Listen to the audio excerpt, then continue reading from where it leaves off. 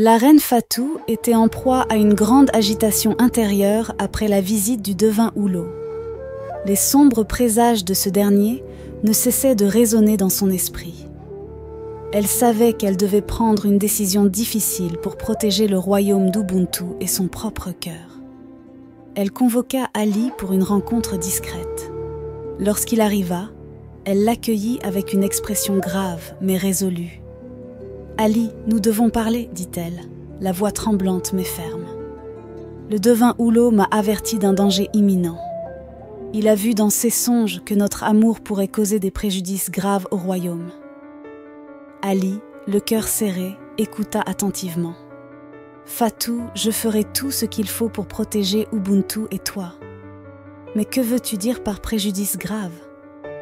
Il a prédit qu'une âme devait rendre l'âme à cause de ta présence ici. » répondit Fatou, les larmes aux yeux. « Cela pourrait être toi, le roi Kofi, moi ou même Amina. Nous ne pouvons pas continuer ainsi. Nous devons arrêter notre relation pour éviter cette tragédie. » Ali, submergé par les émotions, prit un moment pour répondre. « Je comprends, Fatou. Mon amour pour toi est profond, mais je ne veux pas être la cause de la destruction de ceux que tu as construits. Si c'est ce que tu penses être le mieux, alors je respecterai ta décision. » Fatou hocha la tête, les larmes coulant librement maintenant. « Merci, Ali. Je te demande de rester à mes côtés en tant que chef de la garde royale, mais notre relation doit rester professionnelle. » Ali acquiesça avec une tristesse visible. « Je resterai fidèle à toi et au royaume, Fatou. » Pendant ce temps, à des lieues de là, le roi Kofi et la reine Amina approchaient du 5e royaume, celui de Komlan. Ils furent accueillis par un des ministres du roi et conduits dans une chambre royale somptueusement décorée. La fatigue du long voyage pesait sur eux, mais ils savaient que leur mission diplomatique était cruciale pour la sécurité et la stabilité d'Ubuntu. « Nous rencontrerons le roi Komlan demain, » dit Amina, s'asseyant sur le lit moelleux. « Nous devons être prêts. » Kofi acquiesça. « Oui, il est impératif que nous obtenions son soutien ou, à tout le moins, sa neutralité. Ce royaume est puissant et peut influencer les autres. » Le jour tant attendu arriva. Le roi Komlan du royaume de Kapélé reçut le roi Kofi et la reine Amina avec tout le faste dû à leur rang. Les salutations d'usage furent échangées et une atmosphère solennelle s'installa rapidement. « Bienvenue à Kpélé, roi Kofi, reine Amina, » déclara Komlan.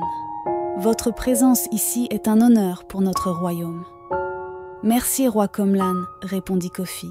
« Nous venons en amis, avec des intentions sincères de renforcer les liens de paix et de développement entre nos deux royaumes. » Après les salutations, les rois se retirèrent dans une salle pour discuter des affaires sérieuses. Kofi présenta ses cadeaux, des objets précieux, des épices rares et des tissus somptueux, symboles de la richesse et de la bonne volonté d'Ubuntu. Ces présents témoignent de notre désir de paix et de coopération, dit Kofi. Nous souhaitons renforcer notre amitié et collaborer pour le développement mutuel de nos peuples. Le roi Komlan, bien qu'impressionné par les présents, restait pensif. « Roi Kofi, dit-il lentement, vous venez avec des intentions nobles, mais je dois avouer que votre visite arrive à un moment critique pour notre royaume. » Kofi fronça les sourcils, sentant l'inquiétude dans la voix de Komlan. « Parlez, roi Komlan. Si nous pouvons vous aider, nous le ferons. » Komlan soupira. « Ma nièce, la princesse Yuli, a été capturée par des forces mystérieuses dans notre forêt sacrée.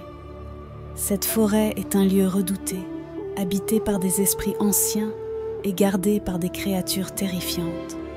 Aucune de nos tentatives pour la libérer n'a réussi. » Kofi écouta attentivement, sentant le poids de l'épreuve à venir. « Que puis-je faire pour vous aider, roi Komlan ? » « Je mettrai notre accord de paix et de développement à l'épreuve, » répondit Komlan. « Si vous pouvez sauver ma nièce Yuli de cette forêt sacrée, alors je saurai que vos intentions sont sincères et que vous êtes un allié digne de confiance.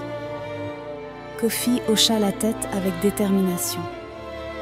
Je comprends. Je relèverai cette épreuve et sauverai la princesse Yuli. La paix et la prospérité de nos royaumes en dépendent. Le roi Comlan regarda Kofi avec une lueur d'espoir et de défi dans les yeux. Préparez-vous, roi Kofi.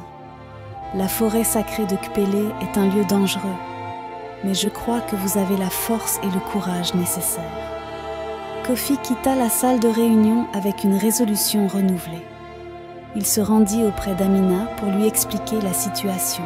« Amina, nous devons sauver la princesse Yuli, » dit-il. « Ce sera notre épreuve pour obtenir l'accord de paix avec Kpélé. » Amina, toujours la stratège, réfléchit rapidement.